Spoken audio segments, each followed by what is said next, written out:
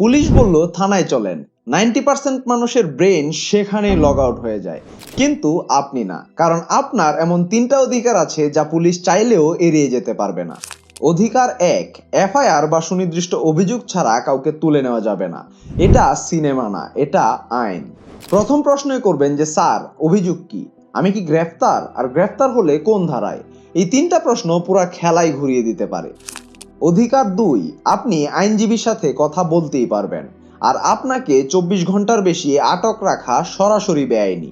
অধিকার তিন, আপনি যদি সহযোগিতা করেন তাহলে পুলিশ বাড়তি বল প্রয়োগ বা মারধর করতে পারবে না। এটা আইন ভঙ্গ, আর এর জন্য রিপোর্ট করা যায়। সবকিছু নোট করে রাখবেন, যেমন অফিসারের নাম, সময়, ঘটনা। আর ডকুমেন্টেশনই আপনাকে স্ট্রংগেস্ট করে তোলে। এখন আর ভয় নয়, বুদ্ধি। আইন জানলে আপনাকে কেউ ভয় দেখাতে পারবে না। বাংলাদেশের আসল আইন সহজ ভাষায় জানতে আমাদের ফলো করুন।